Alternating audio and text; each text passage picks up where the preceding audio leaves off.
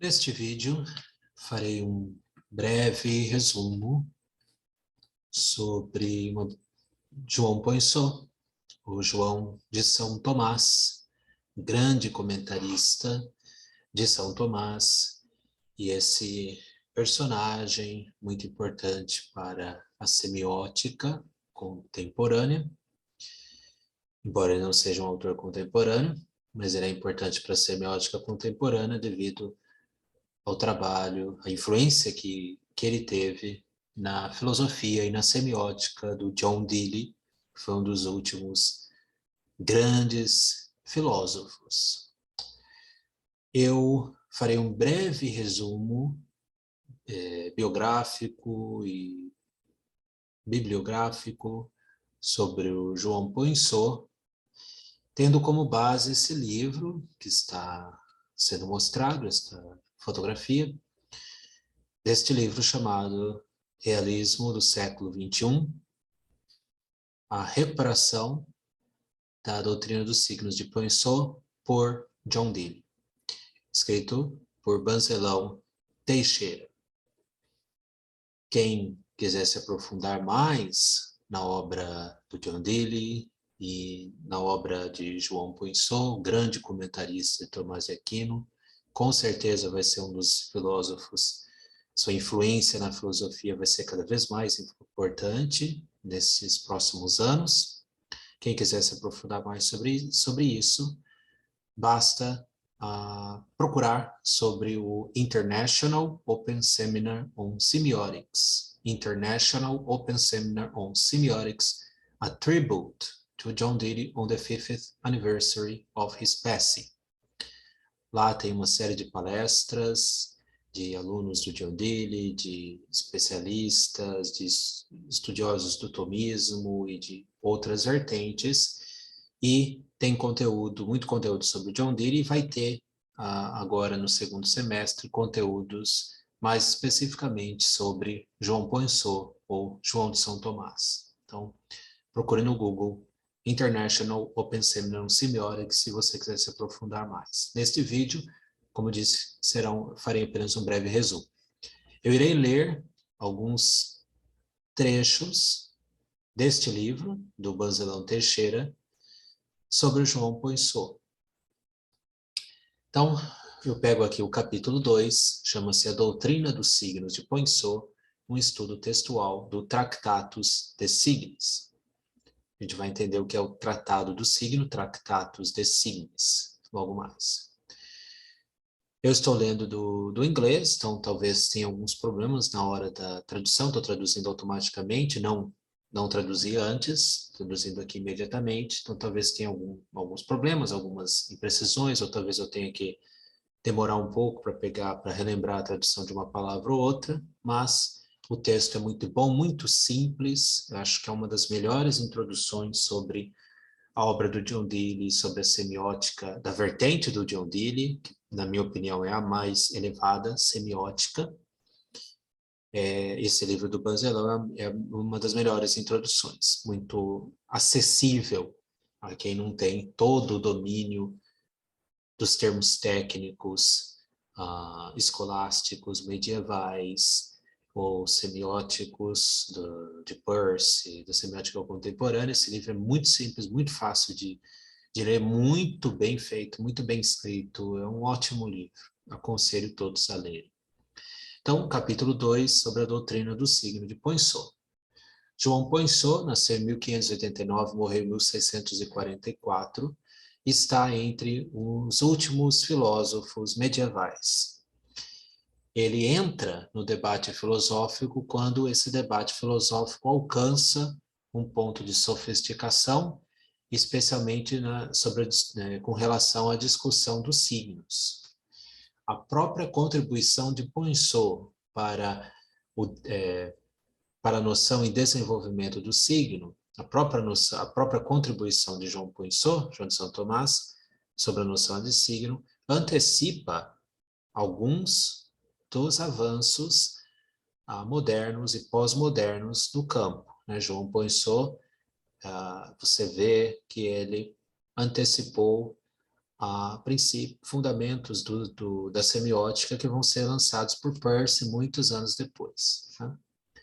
Neste capítulo, vamos explorar a doutrina dos signos de Poinsot. Não vou ler todo o capítulo, tá? Obviamente.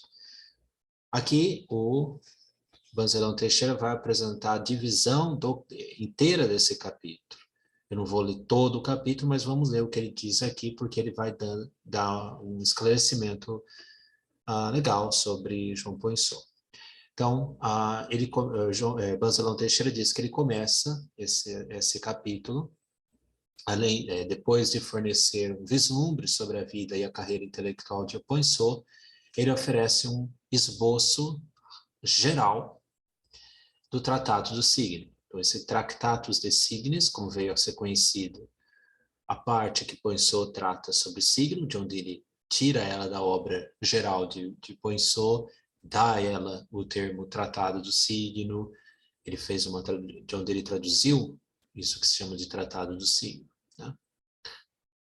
As duas próximas sessões lidam com duas noções importantes dentro do tratado, com o ente de razão, ens rationis, e a relação. Tantas essas noções são centrais para o entendimento novo do signo que Poinsot oferece.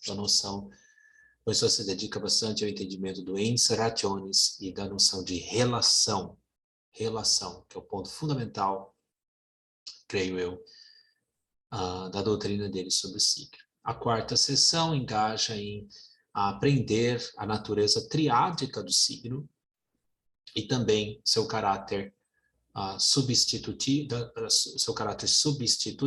e sua dimensão referencial.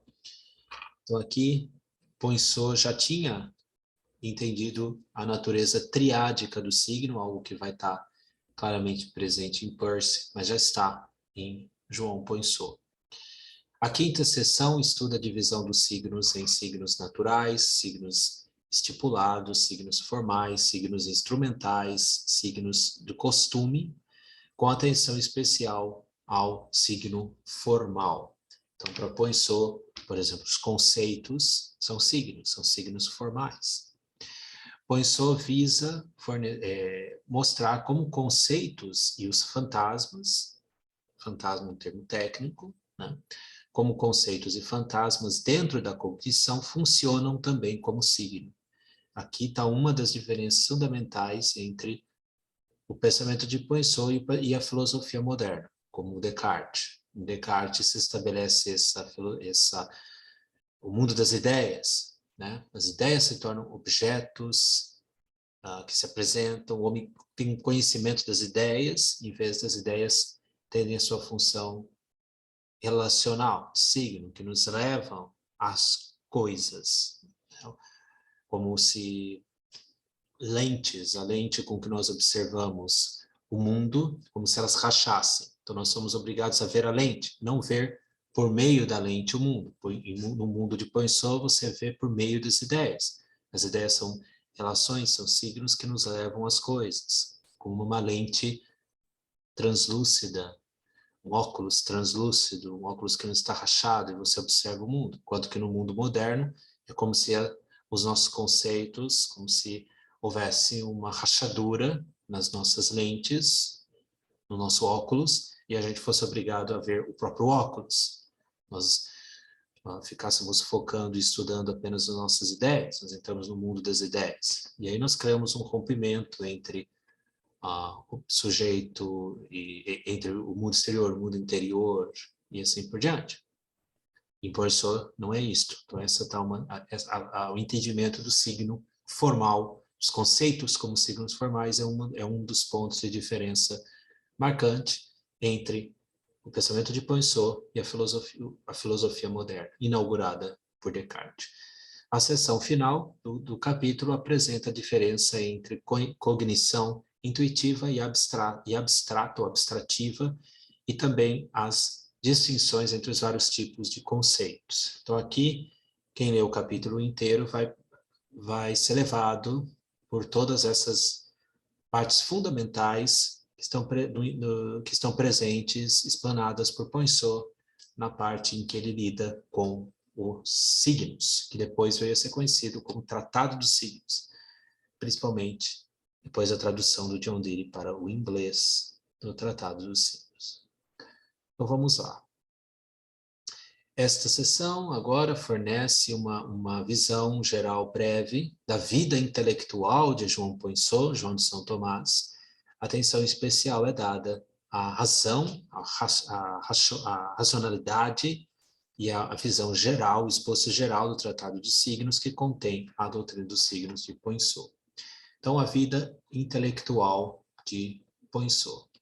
A carreira intelectual de João Poinsot tem seu início em 1604 ou 1605, na Universidade de Coimbra, onde ele obteve um grau de bacharel de artes.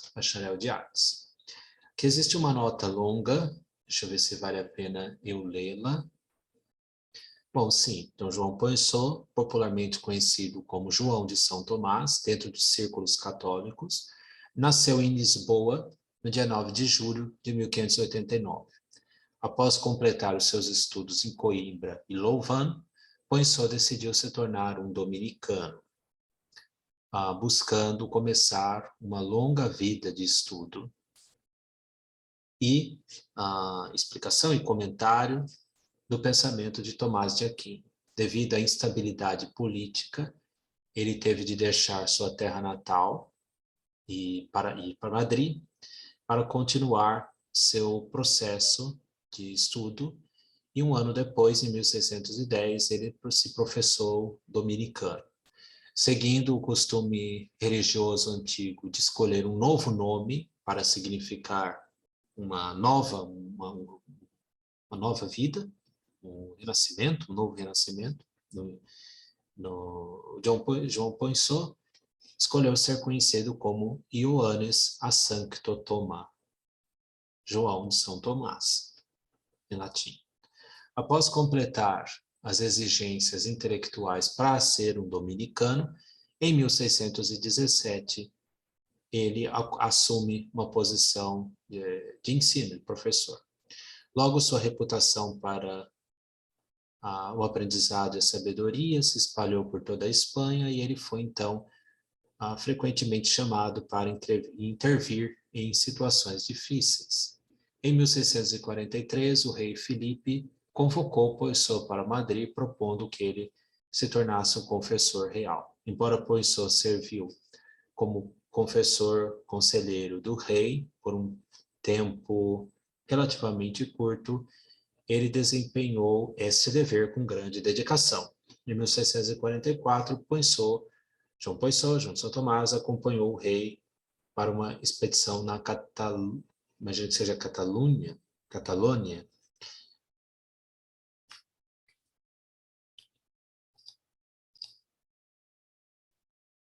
em Lérida. Ele foi acometido com febre e teve seu último respiro, ou seja, faleceu em Fraga no dia 17 de junho. Então, estamos perto do dia do falecimento dele. Uma nota biográfica detalhada. Aí aqui ele vai indicar algumas obras que explicam mais sobre a vida de Poinsot. Não vou mencionar aqui. Continuando o texto, né? Não lendo mais a nota. Então, ele inicia sua carreira intelectual em 1604, 1605, na Universidade de Coimbra, obteve o grau de bacharel em artes. Aqui, acredita-se, ele participou das aulas dos jesuítas. Seu trabalho, o trabalho desses jesuítas e dos conimbricenses em particular, teve uma influência significativa nele. Né? Então, os conimbricenses, esses pensadores de Portugal, que influenciaram João de São Tomás, e que vão influenciar também Peirce, muitos anos depois. Peirce, provavelmente, ou acho que com certeza, não leu João Poinsot, mas leu os professores de João Poinsot. Um ano depois, buscando o grau teológico na Universidade de Louvain, sobre a influência de Tomás de Torres, Poinsot foi introduzido ao pensamento de Tomás de Aquino. Ele ficou tão impressionado que ele decidiu empreender um estudo independente dos trabalhos do doutor Angélico. Doutor Angélico é o Tomás de Aquino. Este interesse logo se tornaria numa paixão que durou a vida toda dele. Seguindo a sua profissão religiosa, na ordem dominicana, ele completou os cursos exigidos de filosofia e teologia, não obstante seus estudos anteriores. Outras notas, acho que não precisa ler aqui, ok? O ano 1617 marca o início da carreira de ensino de Poinsot, com toda probabilidade, o início do Tratado dos Signos. Em 1625, ele assumiu uma posição na Universidade de Alcalá. Depois de quase 20 anos de pesquisa e ensino sobre o tema, Poinsot lança seu trabalho na lógica, em 2 partes, publicados em Alcalá. Na primeira parte, Prima Pars Artis Logicae, publicada em 1631, sua preocupação é com a teoria formal do pensamento correto e está centrado em 3 operações, aquelas 3 operações que todos nós sabemos do intelecto, a simples apreensão, o juízo e o raciocínio. A segunda parte, Secunda Pars Artis Logicae, publicada um ano depois e maior em conteúdo, lida com a lógica material, que é uma teoria geral da demonstração científica. Neste texto, Poinsot desenvolve a sua doutrina revolucionária sobre os signos. Okay? Os trabalhos na filosofia natural, a gente talvez hoje usaria a palavra científico, talvez as pessoas entendam melhor, mas o correto é filosofia natural, aparece durante os anos 1633, 1635, sob o título Filosofia Naturalis. Poinsot tinha planejado esse trabalho de filosofia natural, ele tinha pensado que esse trabalho teria 4 partes, correspondendo às 4 assuntos.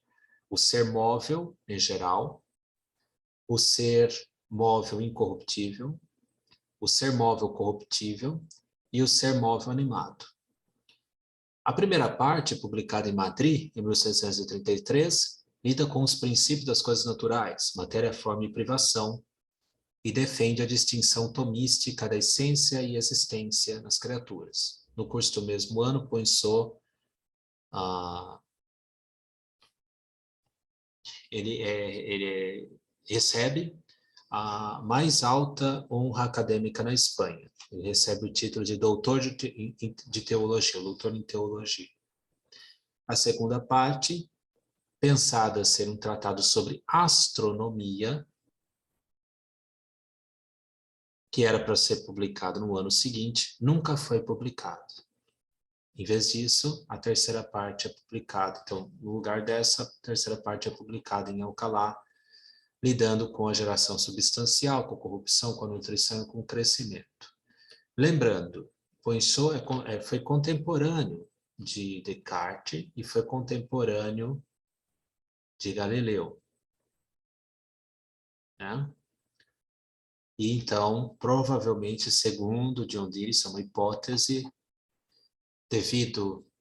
eu não tenho conhecimento profundo, nem superficial, sim, sobre o que aconteceu com Galileu, mas provavelmente, talvez por medo de ser censurado, João Poinsot não publicou esse seu livro sobre astronomia. Isso é uma hipótese, né? Não é uma certeza.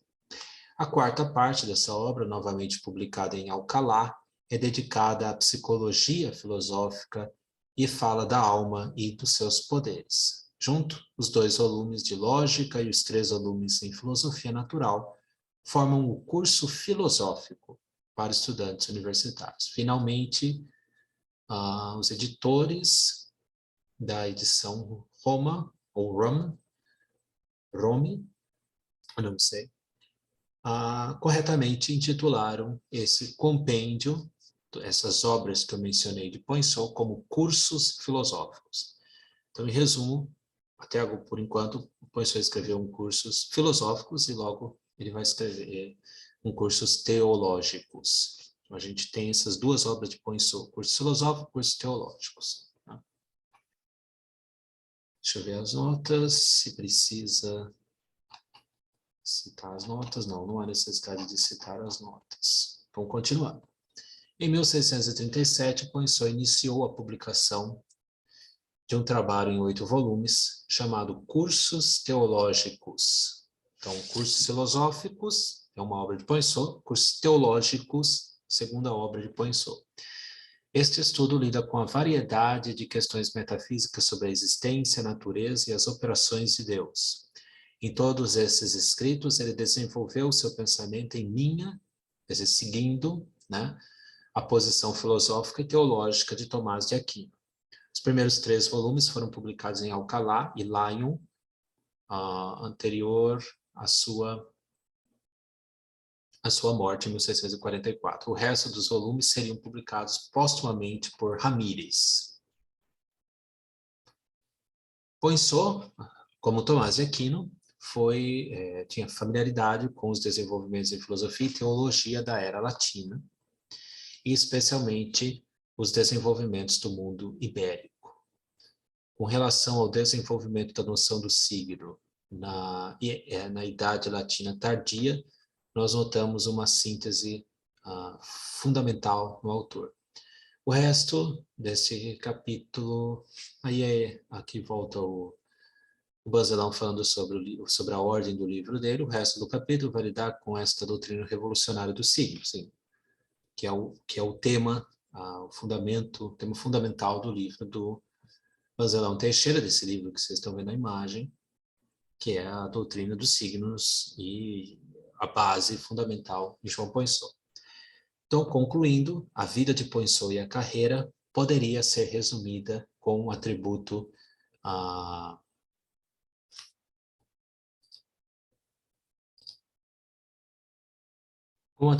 radiante de Ramírez para João Poinsot. Então, Ramírez diz: em pessoa, muitos papéis, servindo a Deus, ao rei e ao mundo. Seu espírito a Deus, sua vida ao rei, sua pena ao mundo. Então, agora eu gostaria de ler, eu não vou ler todo o capítulo, mas eu gostaria de ler a estrutura de Rationale, a ordem do Tratado dos Signos, ok? Continuando aí a leitura do livro do Bazelão Teixeira. A primeira edição, independente e completa, inglês e latim, bilíngue, do Tratado dos Signos, essa parte do Cursos Filosóficos de João Poinsot, em que João Poinsot fala a respeito dos signos. Então, essa parte em que João Poinsot fala sobre o signo, foi feita uma tradução bilíngue, inglês-latim, a primeira independente e completa edição desse, vamos chamar de Tratado dos Signos, foi publicada em 1985 por John Dewey, em consulta com Ralph Austin Powell. Esse Tratado do Signo era uma obra independente, como eu falei, fazia parte do seu curso filosóficos. Então, ele primeiro apareceu em 1633 como uma parte do Ars Logica e, consequentemente, como parte do seu empreendimento maior, que era o Cursos Filosóficos. Okay? Então, o Tratado dos Signos é o que nós chamamos uma parte do Ars Logica, que é uma parte dos seus cursos filosóficos. Embora Poinsot ele mesmo nunca editou essa tal apresentação, isso foi editado pelo John Dee, mas essa forma autônoma não viola o contexto dentro do qual Poinsot concebeu o seu trabalho. Isso está em conformidade com o pensamento de Poinsot. Okay? O principal título, Tractatus de Signis, é uma designação escolhida pelo próprio Poinsot para se referir a esta parte do seu trabalho lidando com a doutrina dos signos dentro do seu projeto maior, Ars Logica.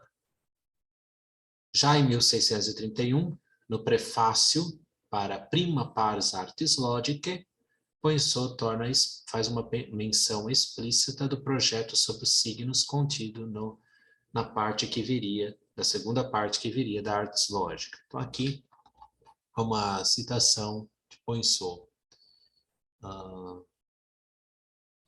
Enfim, o Banzelão quer mostrar que o que o Dee fez não foi algo que estivesse contra em Poinsot. De fato, Poinsot planejou escrever um tratado sobre os signos, só que ele não é independente da sua obra sobre a lógica e do seu curso filosóficos. Mas o John Dee tornou independente e isso não invalida, não é contrário ao espírito de Poinsot. Então, eu não vou ler essa citação, vou continuar. Então, nessa citação, Poinsot indica que ele deseja associar seu material novo sobre os signos com os livros do Perihermeneias de Aristóteles, né, sobre a interpretação. E, em segundo lugar, por razões pedagógicas, ele quer empurrar o assunto difícil para essa segunda parte. Precisa-se notar que o esquema inteiro do curso filosóficos reflete a ordem dos tratados de Aristóteles, sem ser um comentário literal sobre eles. Poinsot, sendo um homem firmemente enraizado na tradição, preserva a estrutura aristotélica do ensinamento filosófico que ele herdou do seu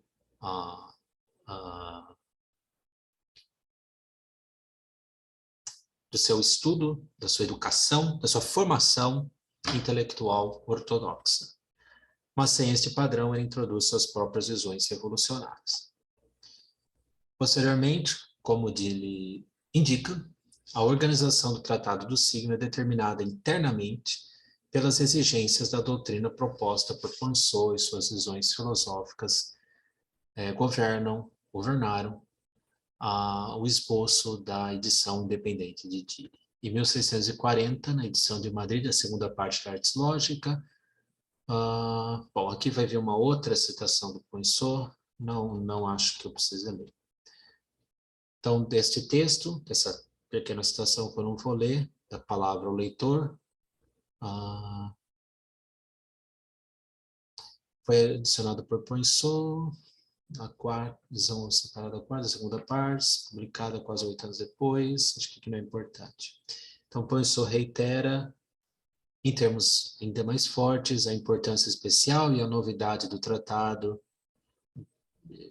Assim, as palavras de Poinsot endossam uma autonomia virtual do tratado, e que o tratado desfruta em relação às outras partes. Ou seja, aqui o Banzelão continua a provar que, de fato, você pode entender a parte que Poinsot escreve sobre o signo como mesmo um tratado sobre o signo. Então aqui ele está, Banzelão, esclarecendo e mostrando que os fundamentos do trabalho do John Dee, como isso está fundado na visão e no desejo, no objetivo de João Poinsot.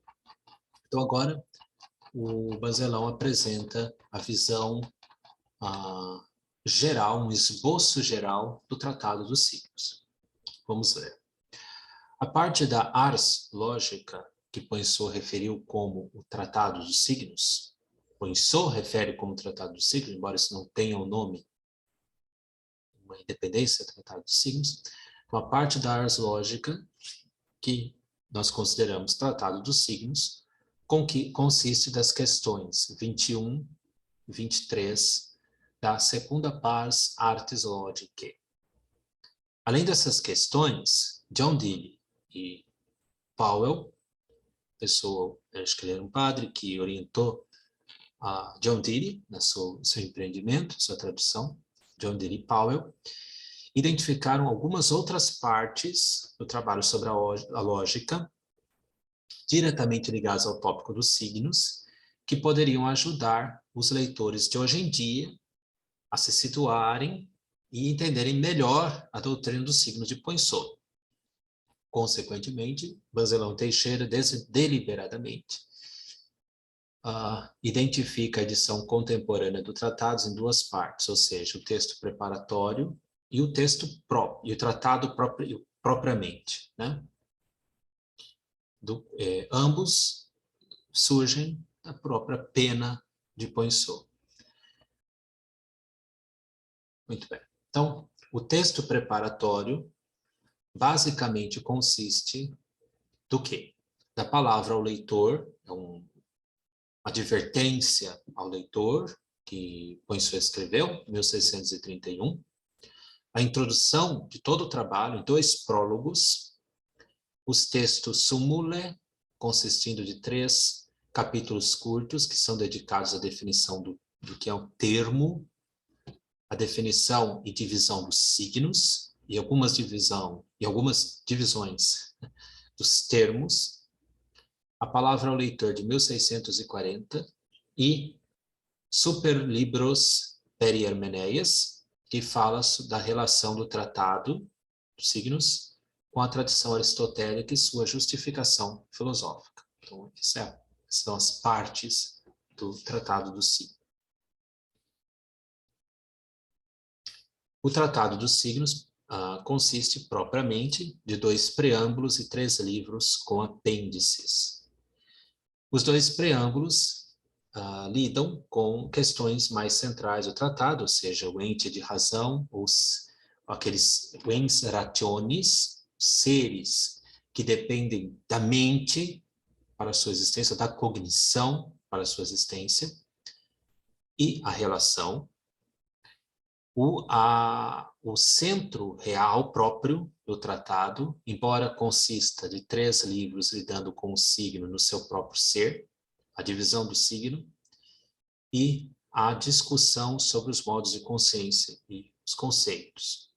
O primeiro dos 2 livros tem 6 questões cada, enquanto que o terceiro livro tem apenas 4 questões. Os terceiros livros são seguidos por apêndices. Aqui ele está explicando a estrutura do livro. Se vocês tiverem interesse, é uma obra magnífica. Tractatus de Signis. O texto e a tradução do Tratado de Signos é baseado na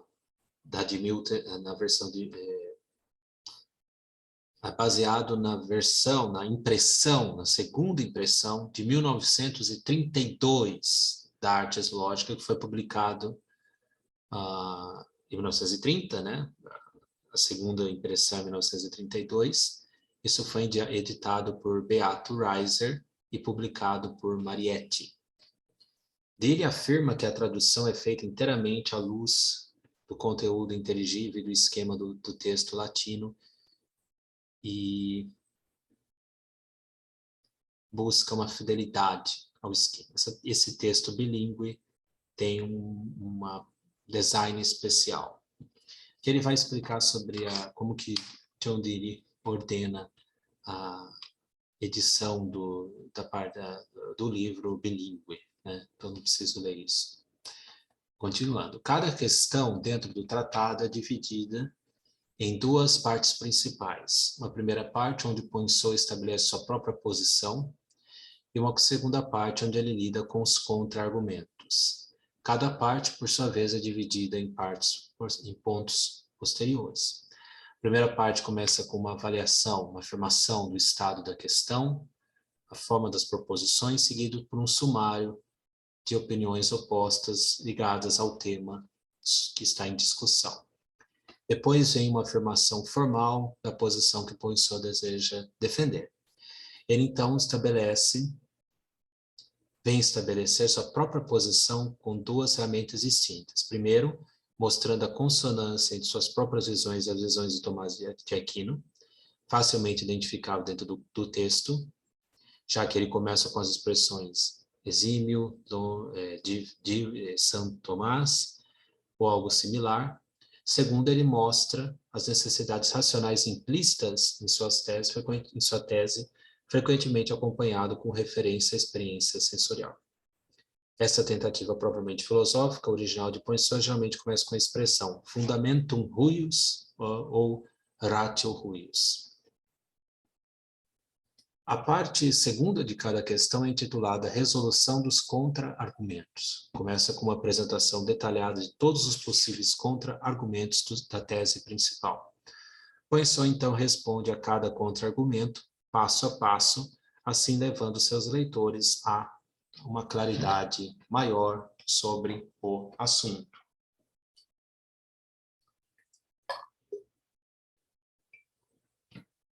Esta parte, altamente sofisticada e frequentemente longa, é afirmada ser a mais difícil, já que pede uma atenção especial do argumento particular do objetor a quem Poinsot está respondendo.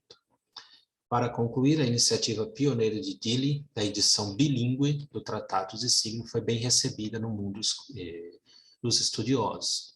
Estudiosos na Europa tiveram uma atenção muito especial para a doutrina dos signos e sua relação medieval, doutrina dos signos medieval, né?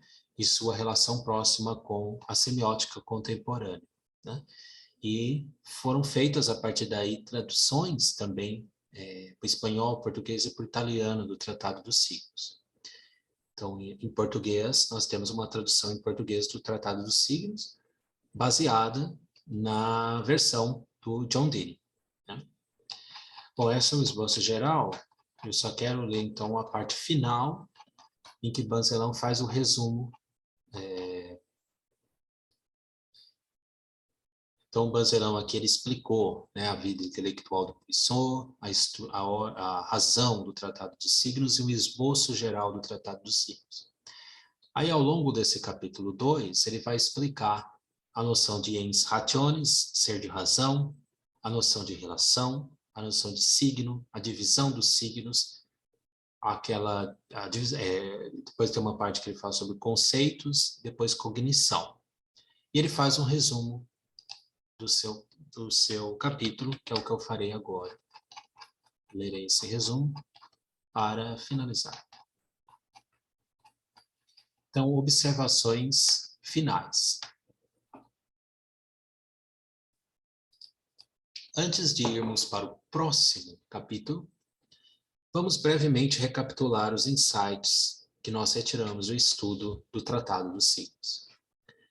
Então, o Tratado dos Signos começa com duas importantes noções. A noção de ente de razão, vamos traduzir assim, ens rationis, e a noção de relação. Poinsot define ens rationis, ente de razão, como aquele que não tem uma existência fora da mente, mas se diz existir apenas objetivamente dentro da apreensão. Aqui é importante salientar a diferença entre objetivo e subjetivo no contexto medieval e no contexto do Dilly. A noção moderna e contemporânea de subjetivo e objetivo, aqui sou eu falando, né? Não é o Banzelão. Espero que esteja razoavelmente certo. A noção moderna e contemporânea de objetivo e subjetivo é muito diferente da noção medieval de objetivo e subjetivo. Por exemplo, uma pedra no deserto que nunca foi apreendida, nunca foi conhecida por ninguém, ela existe subjetivamente, ela tem a sua subjetividade, aquilo que distingue ela de todas as outras coisas que existem na realidade. Ela tem a sua subjetividade. A subjetividade não está ligada a um sujeito, à psicologia, né? O sujeito que conhece. Não. É aquela, explicando numa linguagem simples, imprecisa até, ela existe concretamente. da sua individualidade, aquilo que a distingue de todas as outras coisas. Ela tem uma existência subjetiva, mas ela não é conhecida, portanto ela não é objetiva. Objetivo vem de objectum, aquilo que é lançado para alguém. Então, como ela não é conhecida, ela não existe objetivamente, mas ela existe subjetivamente. No momento em que ela for conhecida, ela existe objetivamente, ou seja, para um sujeito que conhece, e subjetivamente, porque ela não é um ente de razão. Ela não existe apenas na minha mente, é um ente real, um ente natural, um ente físico. Né? Então, há essa diferença entre objetivo e subjetivo, na visão moderna e na visão medieval. É na visão medieval que Banzelão está dizendo. Então, o ente de razão, pois só define o ente de razão como aquele que não tem uma existência fora da mente, ou seja, aquele que existe apenas objetivamente, dentro da apreensão. Aquele que depende da cognição, depende da mente. Os seres de razão podem ser divididos em negação e relação. Então, esses seres de razão, de acordo com Poinsot, é a negação ou a relação. Estes seres de razão surgem como resultado do ato comparativo dentro da cognição, que concebe seu objeto como aquele que está em ordem para alguma coisa, que se ordena para algo. Aquino e Poinsot afirmou que há relações, chamadas relações categoriais, que são independentes da mente, e cujo ser se dá para um outro, é para um outro.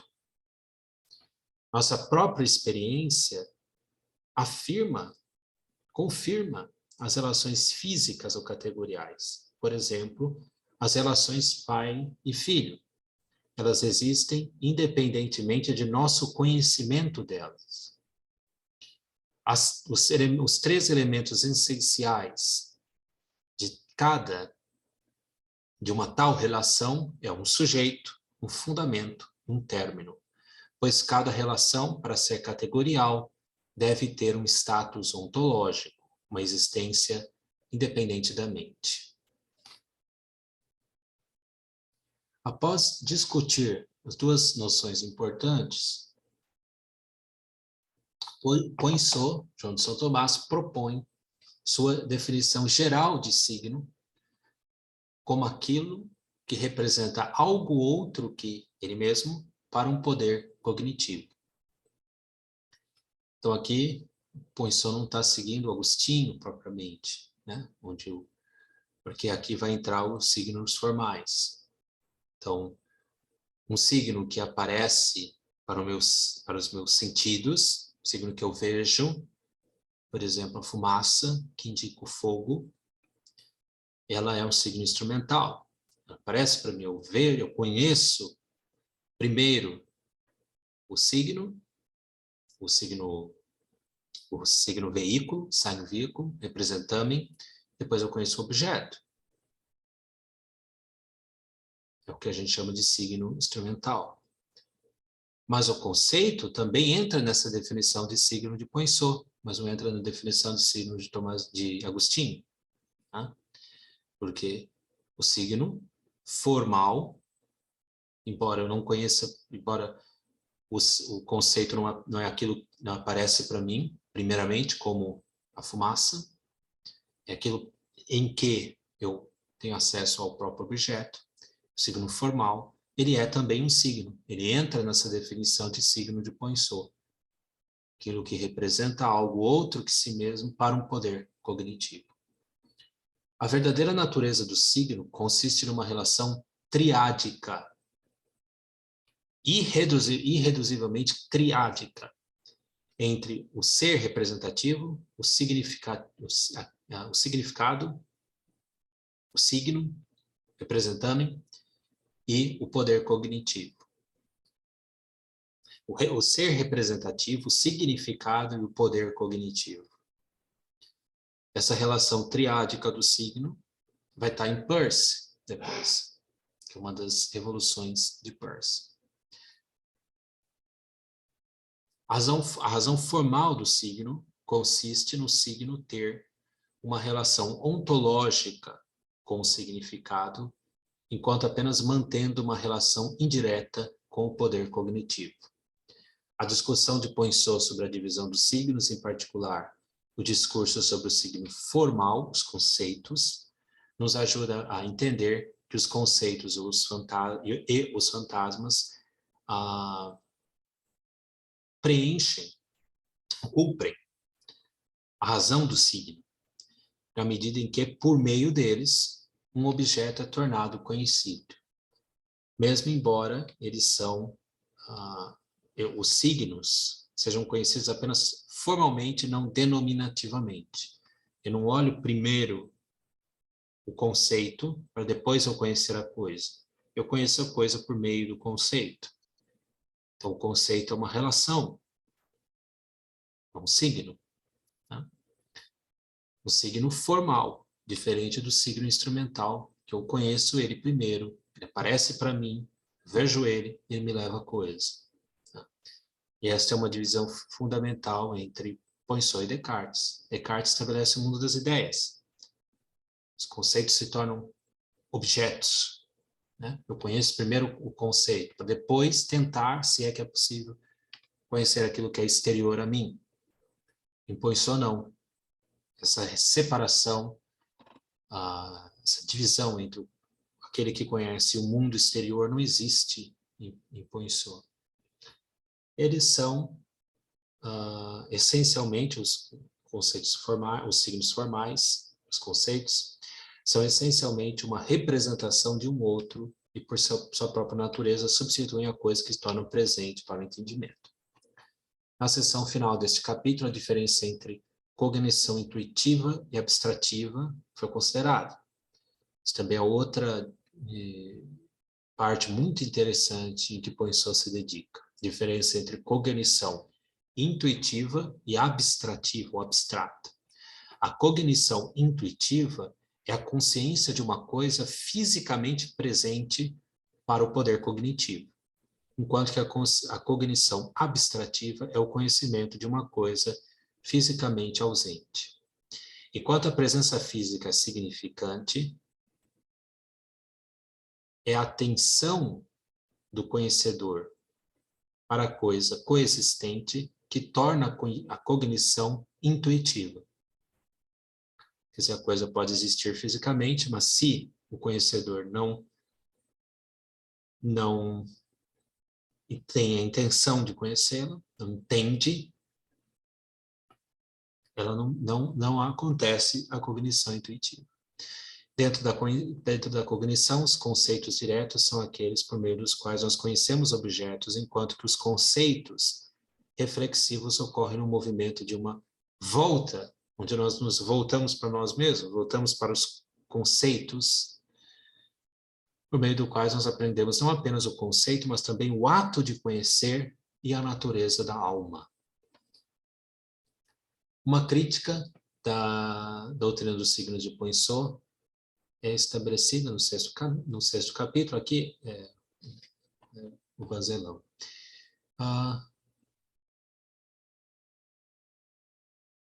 Ok, é basicamente isso. Bom, isso é apenas uma introdução muito breve, uma indicação do livro do Banzelão, em que ele explica muito bem a doutrina dos signos de Poinsot e como Dilly recupera isto no século XXI. Texto maravilhoso e extremamente importante de se ler e compreender sobre a importância do papel de Poinsot, que cada vez mais, provavelmente, será lido e estudado nos próximos anos.